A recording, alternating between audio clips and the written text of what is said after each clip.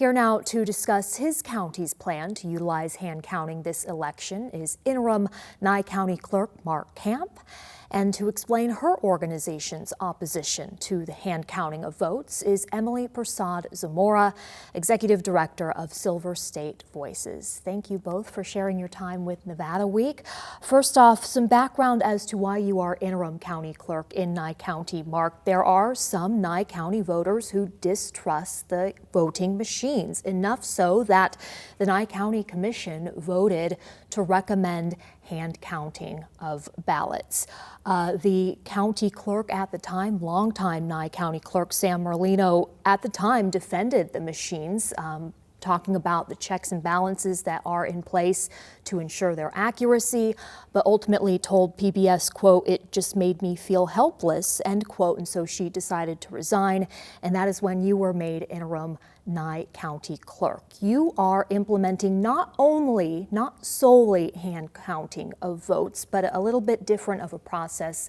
Why did you go that route, and what is your process? Well, of course, in any kind of new process or system implementation, particularly my background is in internal controls and forensic audit, is you want to do a parallel process as you make a transition to a new system. I felt that it's important to make sure that, of course, as the new clerk, I want to deliver the results on time and on schedule, like I always have in my whole career, and to do a test to make sure that the hand count process works.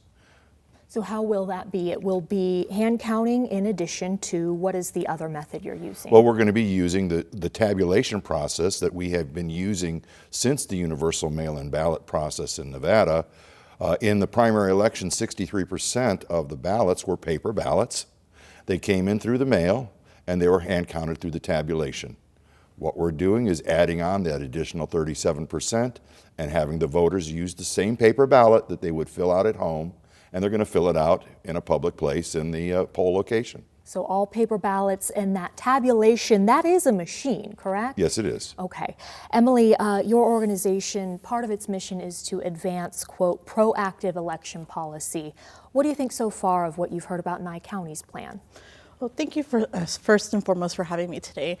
I think that we are, clearly disappointed in the actions that Nye County's County Commission of going for paper ballots. I think, clearly for us, that is not what we would prefer to have in the state of Nevada. We do commend, the registrar making the actions of both doing hand counting and tabulation, but ultimately we don't think that it is a process that is the most equitable for the state of Nevada.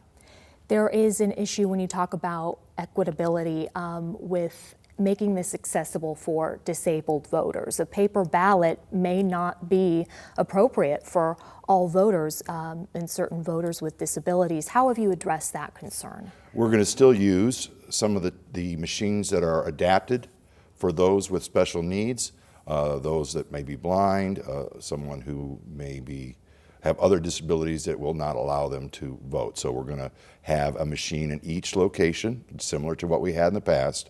And it's kind of late in the process to make any major changes because I had 3 months to go from the time I was appointed to the election. So I wanted to make sure that we provided that accessibility in this interim phase and through the test process. And that's great, but there are so many different issues as to why that's not an equitable process, right? Because if every other voter is entering the polling location and that is voting just by a paper ballot, we are clearly distinguishing who does have a disability and who does not have a disability. Because therefore, then everybody that does have a disability has to go use the voting machine, and then it is not a secret ballot in essence, because we are able, if somebody is monitoring the polling location, they're able to see, okay, maybe in this particular precinct, there are only 5 voters that came in and used this particular machine, and they're able to see that these are the 5 individuals that voted. Those machines are not like the rest of the machines, and so that process has been going on already. In fact, you said that you were concerned about the paper ballots. Paper ballots are being used for 63% already, so we're continuing a process that's already in place, In addition, those machines have unique attachments to them, so they're quite obvious and they've been visible all along. So there's nothing that is changing from that process. But I actually wasn't talking about the machines, and I think you're really not paying attention to the point of the sense that voting is something that is a right, but it's also something that's supposed to be private. And when you are clearly distinguishing the difference between folks who are disabled and folks who are not disabled, that's not allowing a certain community to be able to cast their ballot in a secure manner. And it's really violating their privacy. Anything you want to add? I do kind of want to move on to a different topic. No, I think that we've got that covered. Okay, so again, because you're doing a parallel process, you are not subject to the state's regulations, but part of the regulations for the state were about the makeup of the hand counting team, not all being from the same political party. Do you have anything similar as far as your requirements? Definitely. As a matter of fact, I've been reaching out to various different organizations within the community to ask them to identify individuals from different parties. Matter of fact, I'd appreciate if your organization would provide some volunteers for the process. Looking forward to that. Because I think there's a part to play with everyone in this, and this is really about citizen engagement, getting citizens more involved in the process, not just relegating it to the clerk's office. And I think you'll find that the process we have is very much similar to what Mark has, and we've communicated along this process. I see it as a teamwork with the Secretary of State, and we're going to be running a test to see how it works in a real live situation. Emily, for Nevada counties that may be considering doing only hand counting, what is your biggest concern? I think that one of the largest concerns, there are several, right? There's the ability to count ballots in an accurate manner, right? There's been some studies around hand counting, and there are studies that show that there is about a 2% potential disconnect in hand counting compared to other types of counting, right? And I think that especially in smaller counties, that we're potentially talking about giving the wrong results in a race. In Clark County in 2020, there was the County Commission District C that was decided by 10 votes, and that's a huge county. What if we're talking about, Esmeralda County, right? That could be something that would potentially delay results. I think that's a really big concern that we have, because there are the deadlines that the state has to meet. And what happens when there is a delay? Well, I think that it creates a level of uncertainty, right, in the process. And look, Mark and his team, all of the registrars, they have an impossible job.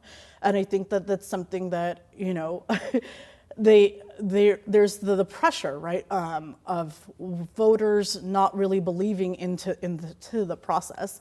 And then it also gives power to political candidates to create a narrative that is not really there.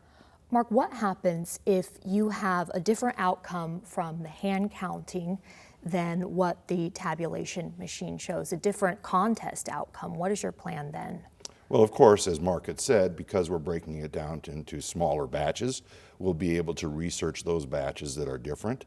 Part of the process will be to compare those as we're going along and to make sure that we're staying in lockstep. I don't share the same concerns, because we've done some tests internally to see how long it takes to do a batch of 50 ballots, and we've thrown in some real problem ballots in there to see how it works. And I believe that with the size of the staff we've got, we'll be able to complete our hand count by Election Day, if not having maybe a few stragglers, no different than you have with the ballots coming in late on that are postmarked as of the Election Day. So we've really done some testing on this, and my results are encouraging. The team is supportive of the process, and we've identified where the differences can occur, which is largely in the adjudication of ballots that have been marked in error. And we're working to make sure that we have a clear process that matches the same kind of adjudication, as Mark indicated, in the reading of the ballot and how it's done. For some context, you were talking about Esmeralda County, Nevada's least populated county, and it took them 7 hours for 317 ballots cast to be counted. Reportedly, in the primary in Nye County, you received 12,450 ballots cast. That's a lot of work to be done, but you're relying on a lot of paper ballots via mail because a lot of people are voting by mail now than compared to in the past. Yeah, I'm assuming that if we have a 80% turnout in Nye County, that'll be an increase from the 74% in the 2020 general election. And with that, that would be 26,000 ballots. That's 520 batches. That means if I have a team of 8 people counting the batches every single day, they only need to count 5 batches as a team. We've gotten it down to a batch being able to be counted in 18 minutes. Mark, very quickly, we're running out of time. If the process goes well for you this election, do you plan on perhaps doing only hand counting in the future?